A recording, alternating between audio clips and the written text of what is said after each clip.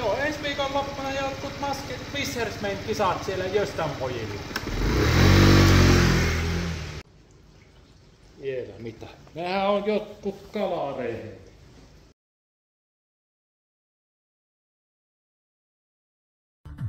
Simian Salmo Salar, apinalohi. Siihen malliin kiskot sitä olutta, että huomisen päivää ja lauantain jaksat roikkua tuolla tarkassa. Toisaalta, jos tehdään semmonen diili, hommaat huomenna heti sen lohen, niin voit tällä kämpässä vetää kaljaa 2 päivää. Up to you!